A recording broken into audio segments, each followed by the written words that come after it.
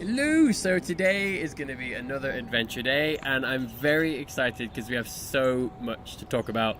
We're going to be going over multiple things today, and I'm going to be giving you guys something that I designed for free. So stick around and let's go to a cafe called Joe and Nosh.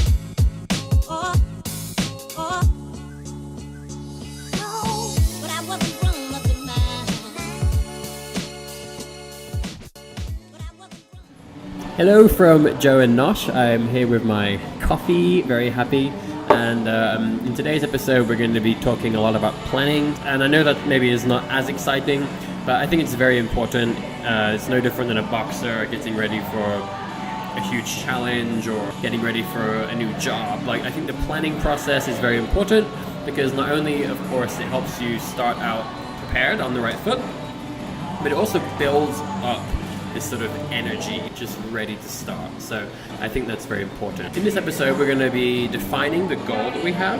We will be talking about the challenges that we're likely to face, and then we'll also be talking briefly about how we will overcome those challenges. And then in the next episode, we're going to be unpacking that a lot more. Also, make sure you stick around because today, I'm actually really excited. I'm going to be giving you guys, I guess, essentially the first COMMUTE product. It's free, and it's going to be this DEADTIME planner that I designed. This was originally going to be something that would be for people who buy the book. It would be like a course files thing, but I really want to make sure I give all of you guys access to this, so I decided to provide it for free. So stick around to find out the details about that. Step 1, define the goal. So, what is our goal? Well, in my context, the goal is to get all of my major languages back up to a high level by the end of the year, while also improving my design and development skills every single day. Okay, so let's define that even more. What do I mean when I say get them to a high level? I mean, I want to be able to speak comfortably and freely at an adult level. I don't want there to be any pressure before I speak. If I decide to make a video in Portuguese or a video in German or Swedish, I don't want to have to prepare. I don't want to feel pressure. I would like to just feel comfortable with mistakes, of course, but speaking at a very high level.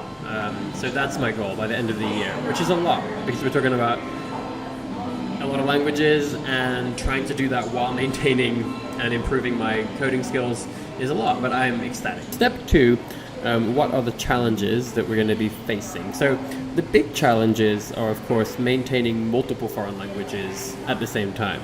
In my book, I have a whole chapter dedicated to sort of how aspiring polyglots can apply this knowledge about maintaining languages to their studies. And in the chapter, I talk about how the biggest jump of difficulty, in my opinion, is maintaining 2 or more. So once you try to maintain 5 versus 4 or 6 versus 7, of course it's a lot more difficult. But the jump in difficulty is not as great, in my opinion. The biggest jump comes when you decide to take the leap and maintain multiple foreign languages. So that's something we have to deal with. And of course, I'm going to be trying to also maintain my other interests, which is, design and development at the same time. And those 2 challenges are encapsulated in one major challenge, which is doing all of that with a busy schedule. So I hope that you guys can all relate to at least the last one. I think many people here are obviously trying to maintain at least one foreign language, if not several. And almost all of us, I think, would say we have a busy schedule. So it's going to be interesting to deal with those challenges. But as you can tell, I'm very calm. I'm ecstatic. I love this. So now let's talk about step 3. Now, step 3 is quite big. Okay, so for now, all we're going to do is sort of outline it. In the next episode, we'll really go into detail. So how are we going to overcome these challenges, and why do I feel calm, right? I want to really break this down and show you guys that it's quite an intricate system I have that allows me to get a lot of things done concurrently. So, the most important factors First one, which I talk about a lot, is the mornings, right? The mornings are absolutely crucial. I did a video on a strong morning routine, and I can't wait to do a lot more of those. Now the mornings, let me back up. Okay, one of my biggest tips, and I'm going to do a whole video on this subject, is that you have to tie your activities. Once you decide what you want to do, right? In my opinion, you have to tie your activities to specific parts of your day. You can't just make a list and say, I will do this, this, and this throughout the day. You need to tie it to a concrete shift in your day. Here's why. Once your day begins and you're at work, it's like the wild, wild west. Anything could happen, right? You could have an unexpected meeting that could come up. You could have your daughter or your son could be sick. Who knows? Someone could call you on the phone, and next thing you know, you're there for 2 hours. Once your day begins, it's the wild, wild west. So that's why the mornings are golden hours for me, because I get up at 5:30, or I'm actually ready to start at 5:30. Typically, nothing else is going on until at least 8 o'clock. I don't teach classes before 8 o'clock usually. For many of us, that's when the workday begins. So my morning is a time that I'm kind of guaranteed most of the time, right? So, and I can make several hours there alone. But then what about after that? So I know I'm going to go to work, right? I know I'm going to go somewhere. So regardless of when that happens, if I anchor my activity to the commute as opposed to a time of day, then I guarantee that I will get something done. If I know I'm going to be cycling for 45 minutes, regardless of when it is, well, if I say I will do X, Y, or Z while I'm cycling, that's great. If I know I will come home from work at some point, then I can tie an activity to that commute home. I know I'm going to have lunch at some point in the day. I can tie an activity to lunch. So you see what I'm saying? Instead of saying, here's my schedule, at 1 o'clock I'll do this, 10 o'clock I'll do this. No, that's unpredictable, and you'll end up not getting anything done. What's much better is to tie your activities to very specific things in the day that should always happen. So I have the mornings. Then, the next important thing, which is absolutely critical, is dead time. I wrote 3 or 4 chapters on this in my book, like just on dead time and all of the things you can do with it. And it's so important that that's why I designed this Kuma brand dead time planner. Now, I am very, very excited about this. Of course, you guys could make this on your own, but I really wanted to just start using my design skills and my experience of languages to provide value, right? Provide stuff that would save you guys time.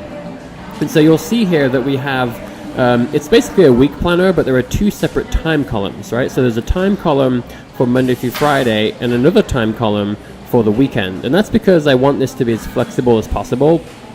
And very often our weekends are sort of on a different time scale to the rest of the week, unless you work on the weekend. And I also use dotted lines so that you could actually decide on how big your blocks are going to be. So obviously it's impossible for me to make a planner which is perfect for everybody, but I at least wanted to make something that looks beautiful, that has my company branding on it, but that would be flexible enough to serve most people's needs, I hope.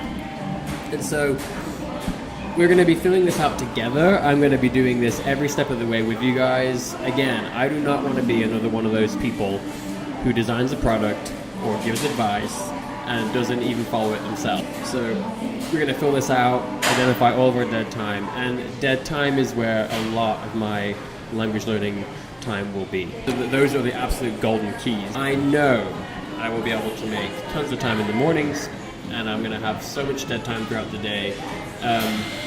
In my book, last thing I'll say today, I say that if you want to learn or maintain languages with ease, become a master of your dead time. And it's not just languages. So one thing I have developed over the years, I will say, is I'm a master of my dead time. It is absolutely automatic. So if I'm waiting for a bus, if I'm on a train, if I'm in an elevator, even in the restroom, I'll just be honest with you guys, it is automatic. I pull the phone out, I'm doing flashcards, I'm listening to a podcast. It doesn't matter. It doesn't take any effort. It is automatic. And so that is one of the biggest keys to my success, and probably a lot of polyglots. So there you have it. Like I said, in the next episode, we will break this down. I'm going to be filling it out right now. Oh, I almost forgot. So to access this DEADTIME Planner, all you have to do is go to this link that's on the screen right now, and it's also in the description of the video, and simply request access, and I'll grant everybody access.